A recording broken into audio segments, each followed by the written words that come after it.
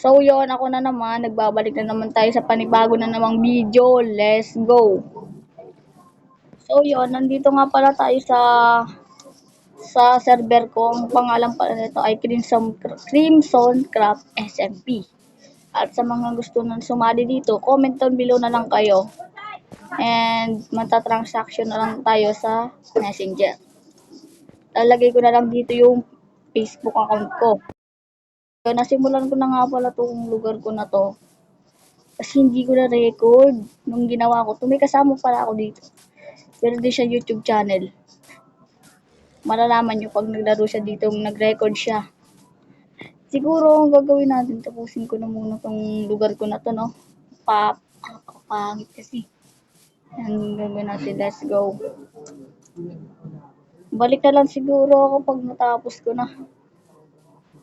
Yan, balik na lang ako pag natapos ko na. Let's go. Half hours later. So yun, hindi ko nga pala natapos dahil nagkulang ako sa wood. Dahil dito sa mga pader na to. Nalagay ko na dyan, sa mga yan. Kaya nagkulang, hindi ko na natapos. Siguro, gawin muna siguro natin, extend natin tong farm.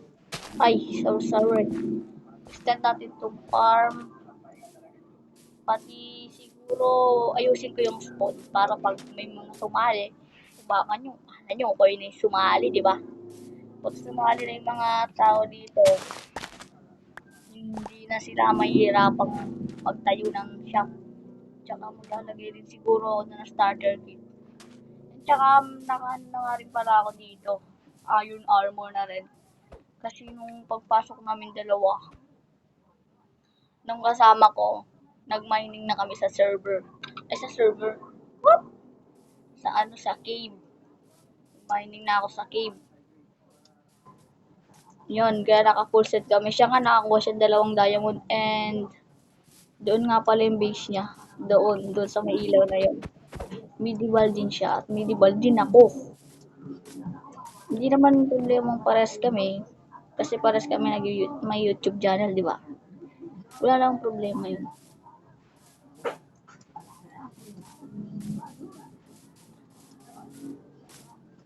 Yan, siguro gawin na natin. Balik na lang ako sa inyo pag nandun na ako. That same evening. So yun, nandito na nga pala tayo sa spawn namin. At parang inayos na siguro to ni King Lazy. Inayos niya na rin pala siguro. Pero ayusin pa rin natin. Papalawakan natin yan hanggang dun sa dulo. Hindi sa dulo.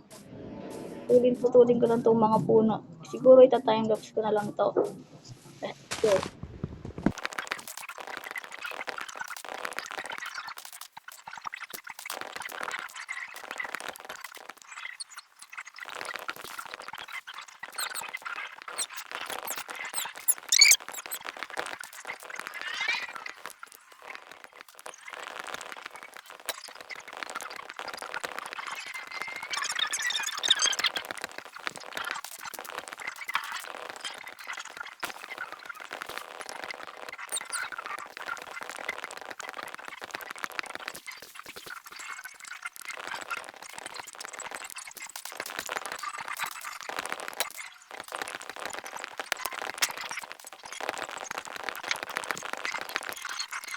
Oh my God! So yun, natapos ko na nga pala putulin to. Hirap na hirap ako dahil naka-stone pickaxe.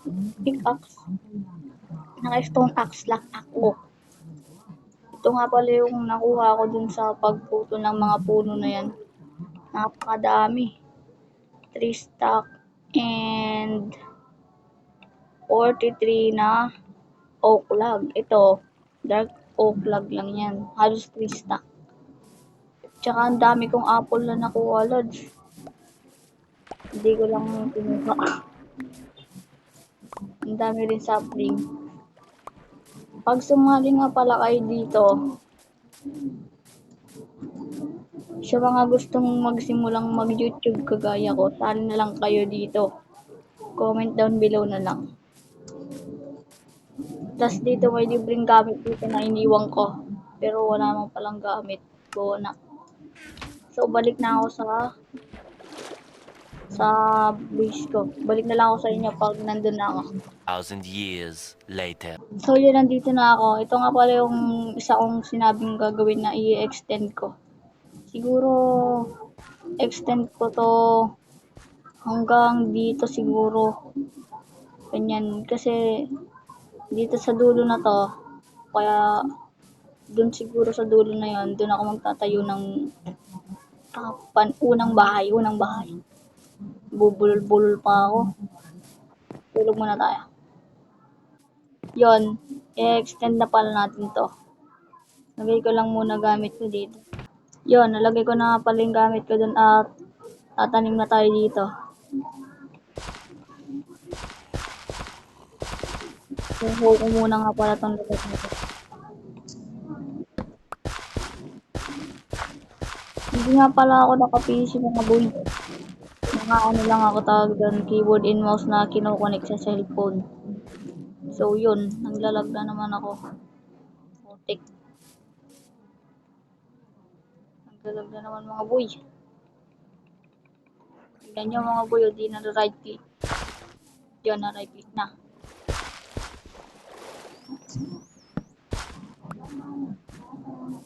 Yan, nice. Nagawa ko na siguro, hindi ko pa yung matataniman lahat. Kasi wala pa ako sapat na speed.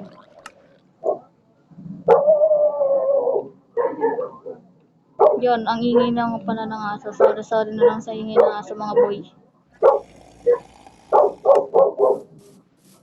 Anihin ko na pala to. Tapos ito. Ay, shit. Wala pa pala. Di ba pala fully grown yung mga boy. Sayang. Sorry talaga sa ingay ng aso mga boy ah. Ganyan talaga pag maingay yung aso. Siguro ito lang muna yung itatanim ko. Ito lang yung sunod eh.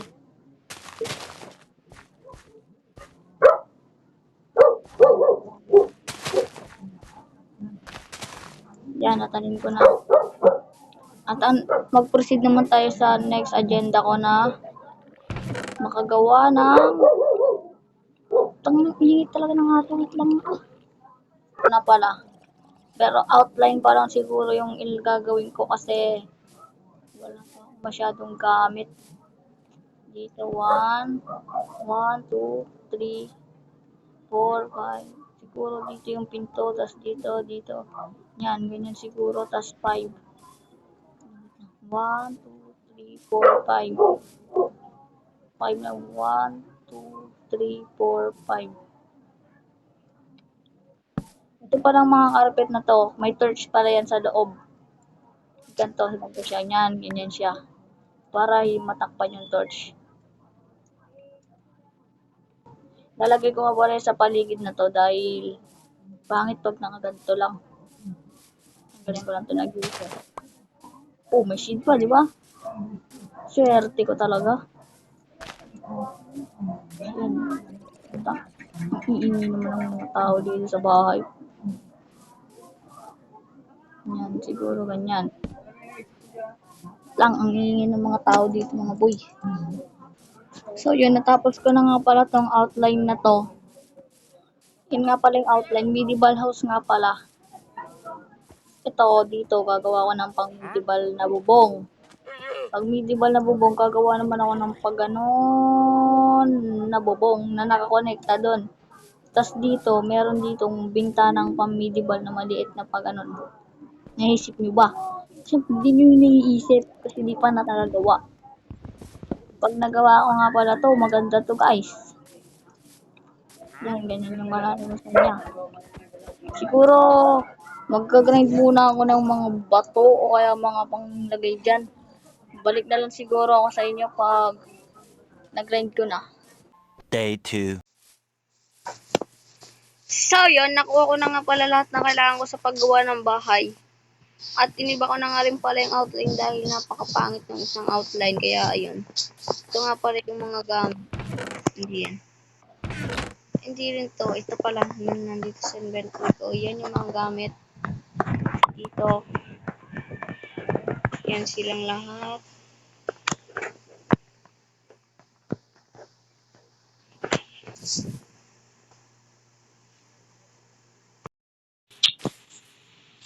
So yun, nagbabalik na nga pala ako. Ito na nga pala yung ginawa kong bahay. Pagpasensyahan nyo na yung shape. Medyo kakaiba yung shape niyan. Na-imagine nyo ba yung shape? Yun yung shape niya. Pero, yun lang muna sa araw na to guys.